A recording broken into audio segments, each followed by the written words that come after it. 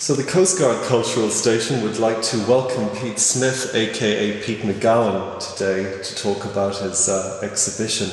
Where or why do you draw your inspiration from flowers specifically? To me, they represent all that's great in nature and evolution. They're very advanced.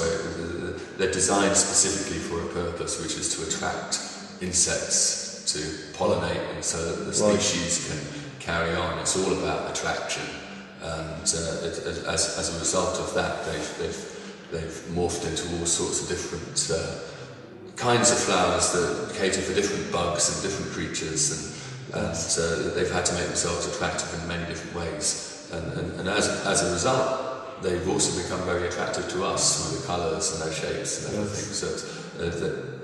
So they make a great subject for a photograph, yeah. Yes, well, they're certainly very attractive to us because we're getting a lot of very, amazing feedback about the colours especially, and they have an etheric quality. Could you explain how you managed to create that in your photographs of flowers? Well, that's the technical side of it. So it's simply the choice of lens and the choice of film. These are all film images using something called Velvet 50, which is a transparency film, very slow film, so it becomes very highly saturated and very high detail. There's very little grain in them, and so you can create these wonderful washes of colour and focus in on a particular detail, and you use the rest of it as a wash of colour, which is part of the intention of it, to simplify the composition and to create a feeling. And the other thing, of course, is the choice of lens. It's a macro lens, which means I can get very, very close, so I can make a blade of grass look huge when it's not, you know. And Pete, where do you photograph these flowers? Usually in my back garden. Most of it, a lot of the flowers are ones that I would have bought from a garden centre that I'd be intending to put in, plants that we intended to put in the garden, and that's before I put them in. I'd often take pictures of them because it's just practical. You put them on a table or on a step ladder and take pictures of them and not be lying around in the grass, you know. Yes. Or I've taken seeds and sown them in the garden and had wildflowers that way. Sort of, the seed packets of wildflowers are readily available, so it's a great way to do it. Yeah. There's one picture, interestingly enough, that's not of a flower, but of a boat, and I believe it's called Fishing Cot. It's right behind you there on your right, and it's been described by our visitors here as really haunting, atmospheric. Can you tell us a little bit about it, as it's drawing so much attention? Yeah. Well, that was taken on the River Shore near Fidan, so it's not too far from here. But it's a great spot. I was taking pictures of sleeping on with the river in the foreground, and sunset shots basically. Once the light went down, the sun had disappeared, you get these kind of wonderful blues and magentas in the sky, and that's reflected in the mud bank there. So the mud is no longer this slimy looking thing. It's created these wonderful colours, which I guess turned it quite haunting. Of course, it's a very slow shutter speed as well, so there's movement and a slight movement in the cart, and the rivers turn to glass because the length of the exposure.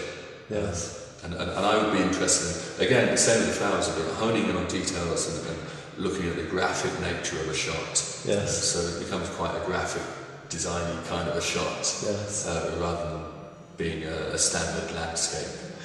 Well, you've probably just answered my next question, which is why you chose to add that to an exhibition that was really specifically about flowers. Yeah, well, part of the reason is it's pretty much my favourite picture. Yes. So, and it represents my thinking behind photography. I like to simplify things, and it's very hard to take a landscape shot and have a simple landscape, although other people do achieve it. I find it very hard, so I like to hone in on details and things that catch my eye, and that's the point of being a photographer, is what you see that you can portray to other people.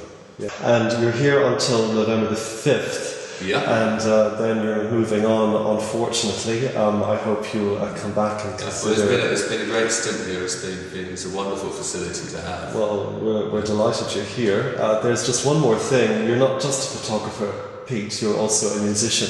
Yeah. And you're playing here next Saturday from 3 to 4:30 in the afternoon. Yeah, about that. We did it the last 2 Saturdays. We carried on a little bit longer than that, but yeah. Yes, well, no, it was a real hit with the local people here. Yeah. Well, we enjoyed it. It was good fun to do. We'll be doing it again, as I say, next Saturday. We're looking forward to it very much, Pete. It's all gentle acoustic music. We're not going to blast anybody out of their seats. We're rock and roll. It's folk and bluesy kind of oriented. So. Well, the feedback from that has been.